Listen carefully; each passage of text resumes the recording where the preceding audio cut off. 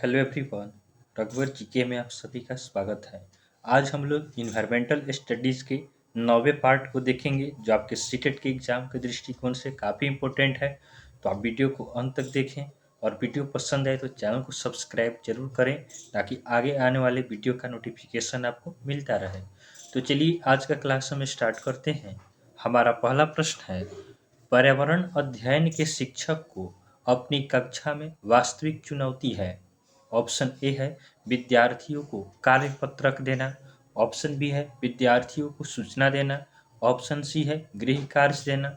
Option D है विद्यार्थियों को सीखने का अवसर देना। तो पर्यावरण अध्ययन के शिक्षक को अपनी कक्षा में वास्तविक चुनौती क्या होती है? तो इस प्रश्न का सही उत्तर होगा ऑप्शन डी, विद्यार्थियों को सीखने का अवसर देना। ऑप्शन डी हमारा सही उत्तर है। नेक्स्ट क्वेश्चन को देखते हैं। हमारा अगला प्रश्न है, प्राथमिक स्तर पर ईवीएस सीखने के लिए वास्तविक चुनौती है। प्राथमिक स्तर पर ईवीएस सीखने के लिए वास्तविक चुनौती है। ऑप्शन ए है परिभाषाएं और जानकारी। ऑप्शन बी है अवधारणाओं का विवरण। ऑप्शन सी है विद्यार्थियों के लिए स्वयं को व्यक्त करने का अवसर। ऑप्शन डी है रट कर सीखना। तो प्राथमिक स्तर पर ईवीएस सीखने के लिए वास्तविक चुनौती क्या होता है? अवधारणाओं का विवरण वास्तविक चुनौती होता है। तो ऑप्शन बी हमारा सही उत्तर होगा कि प्राथमिक स्तर पर ईवीएस सीखने के लिए वास्तविक चुनौती है तो और अवधारणाओं का विवरण है। ऑप्शन बी हमारा सही उत्तर है। चलिए नेक्स्ट क्वेश्चन को देखते हैं। हमारा अगला प्रश्न है, पर्यावरण अध्ययन पाठ्यक्रम बच्चों की समग्र शिक्षा का कारण बन सकता है यदि यह है। ऑप्शन ए है विषयगत। ऑप्शन बी है एकीकृत। ऑप्शन सी है समावेशी। ऑप्शन डी है उपरोक्त सभी। तो पर्यावरण अध्ययन पाठ्यक्रम बच्चों की समग्र शिक्षा का कारण बन सकता है यदि यह है विषयगत है, उसके बाद एकीकृत भी होगा, समावेशी भी होगा। तो ऑप्शन डी हमारा सही उत्तर हो जाएगा कि उपरोक्त सभी इसका सही उत्तर होगा। चलिए नेक्स्ट क्वेश्चन को देखते हैं।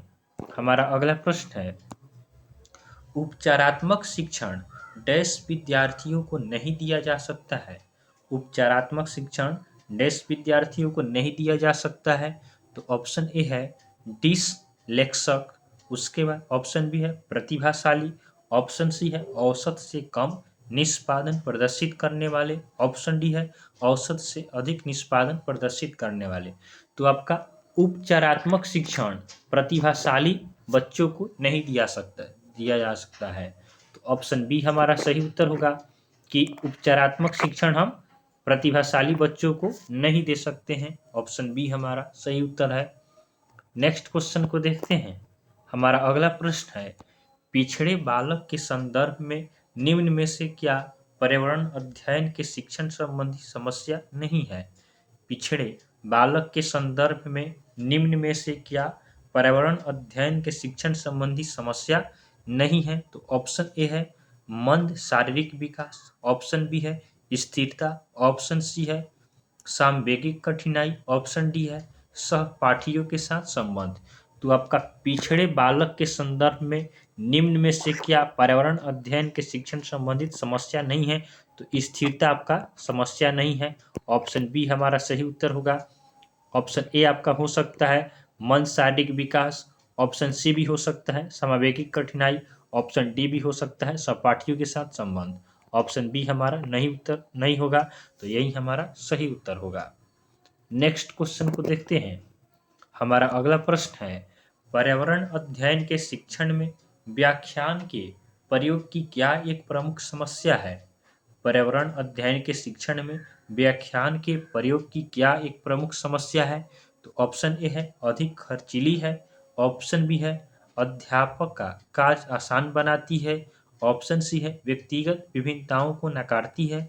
ऑप्शन डी है यह बहुत प्रभावी है। तो पर्यावरण अध्ययन के शिक्षण में व्याख्यान के प्रयोग की क्या प्रमुख समस्या है? तो इसका सही उत्तर होगा ऑप्शन सी, व्यक्तिगत विभिन्नताओं को यह नकारती है। चलिए नेक्स्ट क्वेश्चन को देखते हैं। हमारा अगला प्रश्न है, बच्चों को पर्यावरण अध्ययन को सीखने के लिए खोजने के द्वारा पर्यावरण समय दिया जाता है। यह इंगित करता है कि ऑप्शन ए है पर्यावरण अध्ययन याद करके सीखा जाता है।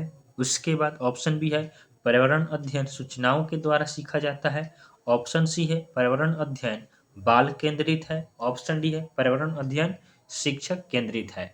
तो बच्चों को पर्यावरण अध्ययन को सीखने के लिए खोजने के द्वारा पर्याप्त समय दिया जाता है। यह इंगित करता है कि पर्यावरण अध्ययन आपका बाल केंद्रित है। आप इसे ध्यान रखेंगे कि पर्यावरण अध्ययन क्या है, बाल केंद्रित है। ऑप्शन सी हमारा सही उत्तर होगा। नेक्स्ट क्वेश्चन को देखते हैं।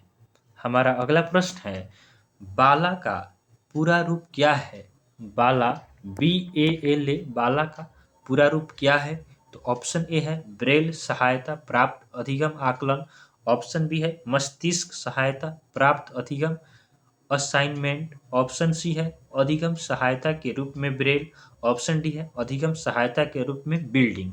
तो बाला का आपका पूरा रूप होगा अधिगम सहायता के रूप में बिल्डिंग। तो ऑप्शन डी हमारा सही उत्तर है कि बाला का पूरा रूप क्या है। तो बाला का पूरा रूप आपका अधिगम सहायता के रूप में बिल्डिंग है। नेक्स्ट क्वेश्चन को देखते हैं। हमारा अगला प्रश्न है निम्नलिखित में से क्या पर्यावरण अध्ययन के सीखने का प्रभावशाली संसाधन है।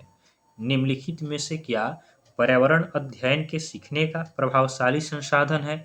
ऑप्शन ए है कविताएं और कहानियां। ऑप्शन बी है कार्यपत्रक। ऑप्शन सी है पर्यावरण शिक्षा की पाठ्य पुस्तक दृश्य। ऑप्शन डी है दृश्य। तो आपका निम्नलिखित में से क्या पर्यावरण अध्ययन के सीखने का प्रभावशाली संसाधन है। तो इसका सही उत्तर होगा ऑप्शन ए कविताएं और कहानियां। तो कविता और कहानी के द्वारा हम पर्यावरण अध्ययन को आसानी से सीख सकते हैं।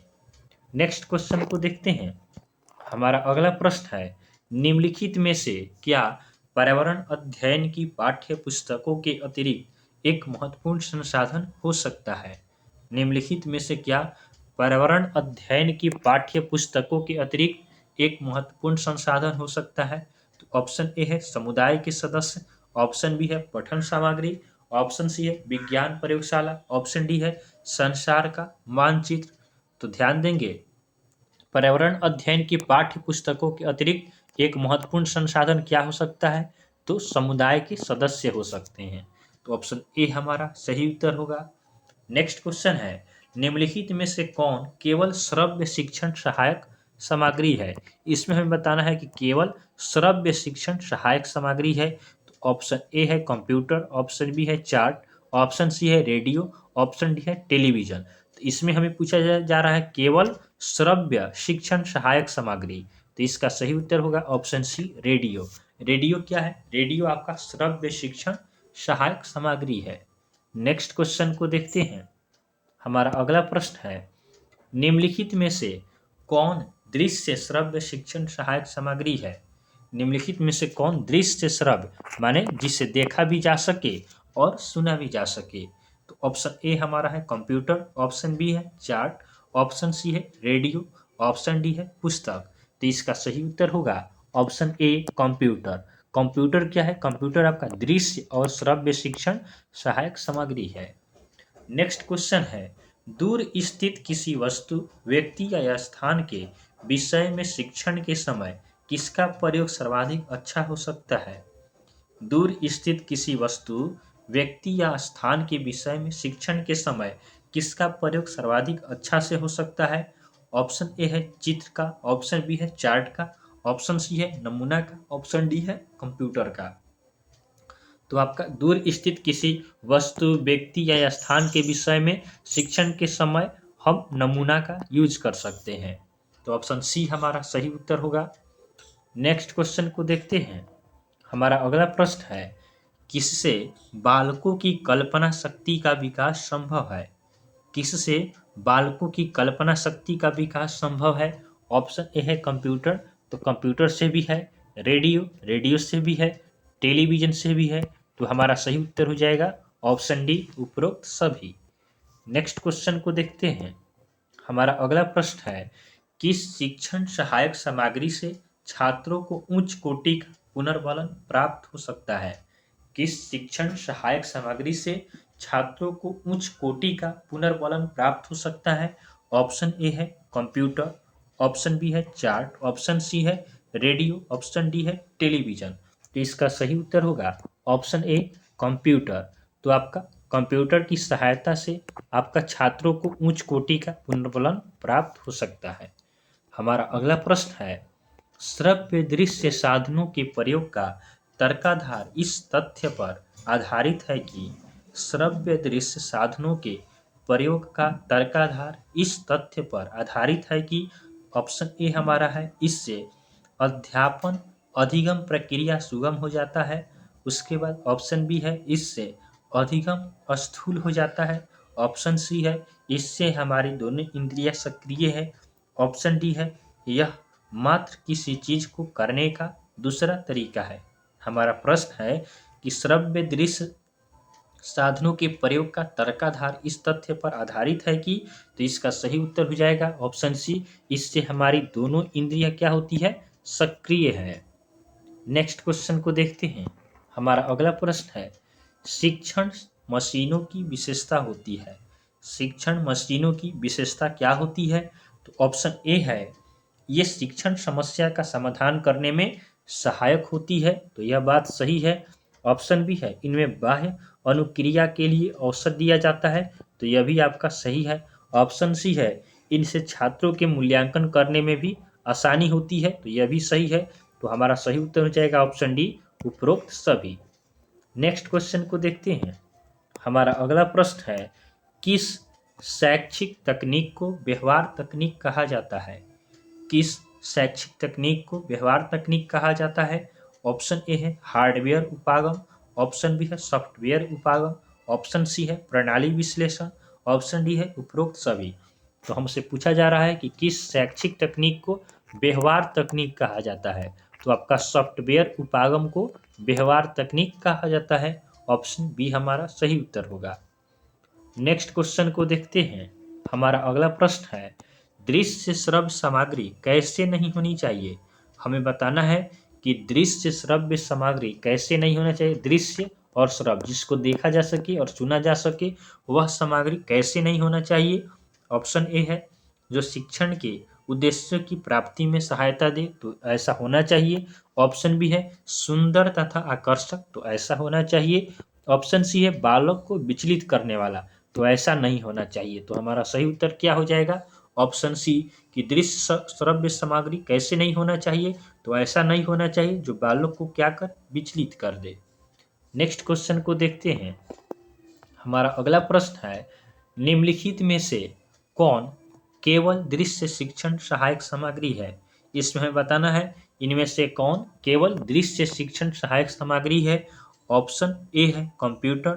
ऑप्शन बी है चार्ट। ऑप्शन सी है रेडियो। ऑप्शन डी है टेलीविजन। इसमें हमें बताना है केवल दृश्य जिसको केवल देखा जा सके। तो हमारा सही उत्तर होगा ऑप्शन बी चार्ट। चार्ट क्या है? चार्ट आपका केवल दृश्य शिक्षण सहायक सामग्री है। और कंप्यूटर क्या है? कंप्यूटर आपका श्रव्य और दृश्य दोनों है। और रेडियो क्या है? रेडियो आपका केवल श्रव्य है, इसको हम केवल सुन सकते हैं। हमारा अगला प्रश्न है, पुनर्बलन कौशल का उपयोग करते हैं। पुनर्बलन कौशल का उपयोग करते हैं। ऑप्शन ए है शिक्षण का अग्रसरण हेतु, तो शिक्षण को अग्रसर करने के लिए इसका उपयोग होता है। छात्रों के प्रोत्साहन हेतु भी इसका यूज करते हैं। ऑप्शन सी है अधिगम को रुचिकर बनाने हेतु, तो इसके लिए भी यूज होता है। तो हमारा सही उत्तर हो जाएगा ऑप्शन डी, उपरोक्त सभी। नेक्स्ट क्वेश्चन को देखते हैं। हमारा अगला प्रश्न है, बालकों में निरीक्षण करने की योग्यता के विकास में सर्वाधिक मदद करता है। बालकों में निरीक्षण करने की योग्यता के विकास में सर्वाधिक मदद करता है। ऑप्शन ए है भ्रमण। ऑप्शन बी है चार्ट। ऑप्शन सी है नमूना। ऑप्शन डी है कंप्यूटर। तो बालकों में निरीक्षण करने की योग्यता का विकास किससे होता है? भ्रमण से होता है। ऑप्शन ए हमारा सही उत्तर होगा। नेक्स्ट क्वेश्चन को देखते हैं। हमारा अगला प्रश्न है, बालकों को निरीक्षण एवं परीक्षण के अवसर प्रदान कर उनकी अवलोकन शक्ति का विकास करने में सर्वाधिक सहायक हो सकता है। हमें बताना है कि बालकों को निरीक्षण एवं परीक्षण के अवसर प्रदान कर उनकी अवलोकन शक्ति का विकास करने में सर्वाधिक सहायक हो सकता है। अर्थात हम किस चीज़ का यूज करके बालकों के निरीक्षण एवं परीक्षण के अवसर प्रदान कर सकते हैं। ऑप्शन ए है कंप्यूटर। ऑप्शन बी है रेडियो। ऑप्शन सी है वास्तविक पदार्थ, ऑप्शन डी है टेलीविजन। तो इस प्रश्न का सही उत्तर होगा ऑप्शन सी वास्तविक पदार्थ। तो इसके द्वारा हम बच्चों में निरीक्षण एवं परीक्षण के अवसर को बढ़ावा दे सकते हैं। हमारा अगला प्रश्न है दृश्य श्रव्य सामग्री का प्रयोग कब किया जाना चाहिए। हमें बताना है कि दृश्य श्रव्य सामग्री का उपयोग कब करना चाहिए। दृश्य श्रव्य इसमें दोनों का यूज कब करना है। तो ऑप्शन ए है जब वस्तु इतनी बड़ी हो कि उसे कक्षा में न लाया जा सके, तब हम इसका यूज कर सकते हैं। ऑप्शन बी है जब वस्तु इतनी छोटी हो कि उसे सरलतापूर्वक न देखा जा सके, तब इसमें हम यूज कर सकते हैं। ऑप्शन सी है जब दूर स्थित किसी वस्तु, व्यक्ति या स्थान के बारे में बताना हो, तब हम दृश्य श्रव्य सामग्री का उपयोग कर सकते हैं। तो हमारा सही उत्तर हो जाएगा ऑप्शन डी उपरोक्त सभी। आज का हमारा आखिरी प्रश्न है ईवीएस में आकलन का संकेतक है। ईवीएस में आकलन का संकेतक क्या है। ऑप्शन ए है कथन देना, ऑप्शन बी है सूची बनाना, ऑप्शन सी है स्मरण करना, ऑप्शन डी है चर्चा करना। तो ईवीएस में आकलन का संकेत आपका होता है कथन देना। ऑप्शन ए हमारा सही उत्तर होगा कि ईवीएस में आकलन का संकेतक होता है कथन देना। तो इस तरह हमने पर्यावरण अध्ययन अर्थात इन्वायरमेंटल स्टडीज के 9वें पार्ट को आज कंप्लीट किया है। तो आपको वीडियो पसंद आया हो तो आप वीडियो को लाइक करें, चैनल को सब्सक्राइब करें तथा अपने फ्रेंड के साथ इसे जरूर शेयर करें। तो चलिए आज के लिए हम इतना ही रखते हैं, फिर आपसे नेक्स्ट वीडियो में मिलेंगे। तब तक के लिए धन्यवाद।